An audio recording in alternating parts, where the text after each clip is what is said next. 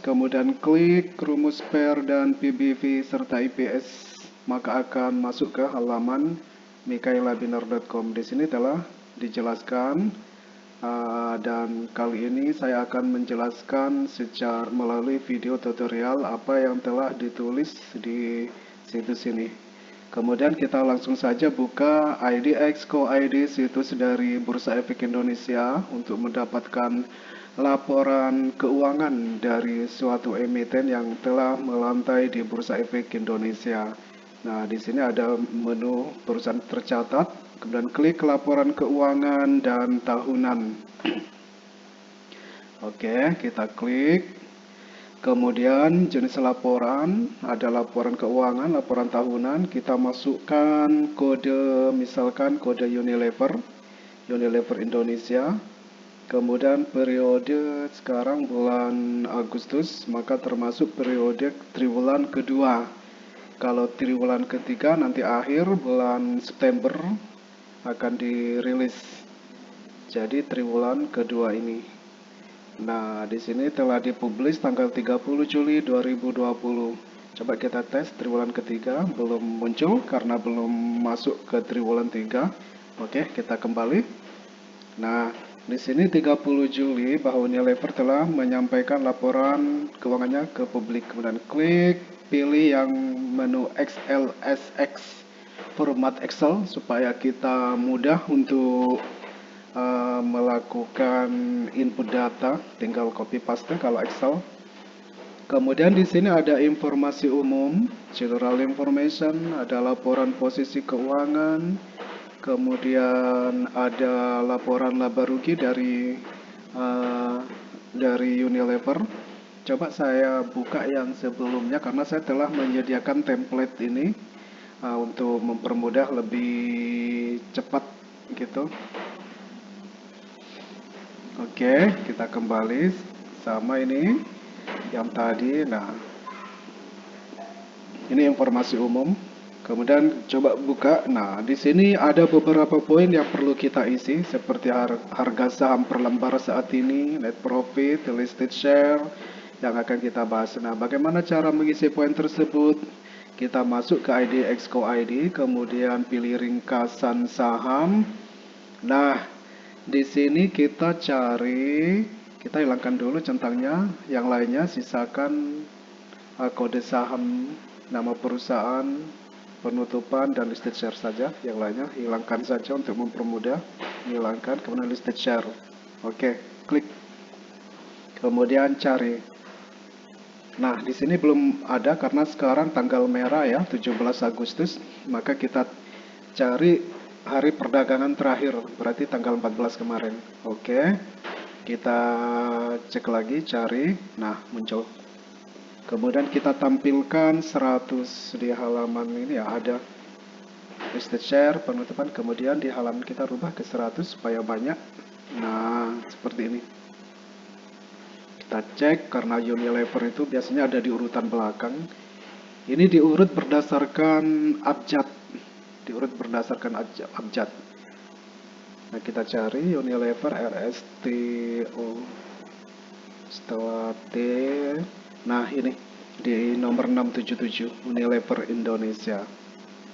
Oke, kita tampilkan Unilever Indonesia, kode, nama perusahaan, harga penutupan terakhir itu listed share. Kita kembali ke Excel. Kemudian kita tutup aja satunya nih biar nggak terlalu banyak. Oke, nah kita kembali ke sini.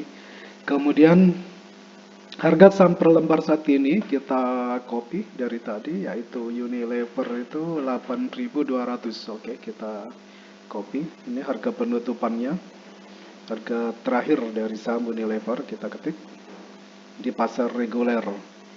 Kemudian listed share kita copy juga, ini ada 38 miliar saham yang dilepaskan oleh Unilever yang beredar di publik maksudnya. Oke, kita paste di sini.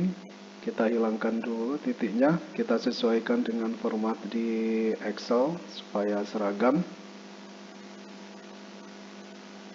Oke, terlalu kecil ya hurufnya, kita coba kita ganti ke Calibri ukuran 12. Oke. Nah, lebih besar. Kemudian kita atur format Excelnya dengan menggunakan spirit koma supaya kita enak melihatnya. Kita centang. Nah, oke, begini aja. Kemudian selanjutnya kita cari net profit dari laporan keuangan. Net profit di halaman laporan laba dan rugi penghasilan komprehensif. Di sini ada net profit atau total profit. Total profit. Nah, kita copy. Kemudian kita paste, masukkan ke format yang telah kita buat. Nah, di sini tertulis 3.600.000 ya. Kok sedikit? Ini kita lihat penjelasan umumnya di informasi umum bahwa di sini dijelaskan bahwa pembulatannya itu menggunakan jutaan, in million. Jutaan. Jadi kita ini jadikan jutaan dengan menambahkan ini 0. Oke, didapatkan 3 berapa ini? 3 miliar apa? Ya, 3 triliun ya keuntungannya. Nah, seperti itu. Kemudian kita lanjut ke halaman ini, laporan posisi keuangan untuk mengetahui aset, mengetahui apa itu? Ekuitas ya. Nah, ini ada jumlah ekuitas. Ekuitas yang dimiliki oleh Unilever. Kita copy saja. Kemudian kita paste ke ekuitas. Oke, berarti poin-poinnya sudah kita isi semua. Kita convert dulu ke jutanya. Lengkapi. Oke, jadi berikut. Sekarang kita mulai menghitung rumus PER, Price to Earning Ratio. Sebelum menghitung itu, kita tentukan dulu EPS, Earning per Share. Earning per Share yaitu profit dibagi listed share. Profit dibagi listed share, kemudian didapatkan 94,8 itu, 4,9. Kemudian kita hitung pernya. Pernya harga saham per lembar yang beredar di publik saat ini yaitu 8.200 dibagi EPS. Didapatkan 86. Jadi saham Unilever saat ini diperdagangkan 86 kali lebih mahal dari harga seharusnya. Ya, lebih mahal ini sebenarnya relatif ya, karena kalau seperti Unilever ini telah memiliki branding yang kuat dan perusahaannya telah established. Jadi mahal atau tidaknya kita bisa lihat dengan faktor lainnya. Oke, kita lanjutkan aja dulu ini BBV. Kita hitung dulu book value per share-nya, BVPS-nya, yaitu dengan total ekuitas dibagi saham yang beredar. Kita klik, kemudian kita bagi. Oke, kemudian listed share, enter. Nah, didapatkan 230 berarti BVS-nya itu. Nilai buku per lembarnya. Per lembar saham memiliki nilai buku sekitar 230. Kemudian PBV-nya yaitu harga saham per lembar 8.200 dibagi BVPS-nya didapatkan 35. Nah, ini 35. Price book value. Kemudian ini berarti bahwa saham Unilever saat ini diperdagangkan lebih mahal 35 kali lebih mahal dari nilai bukunya. Kita ketik dulu. 35 kali lebih mahal dari nilai bukunya.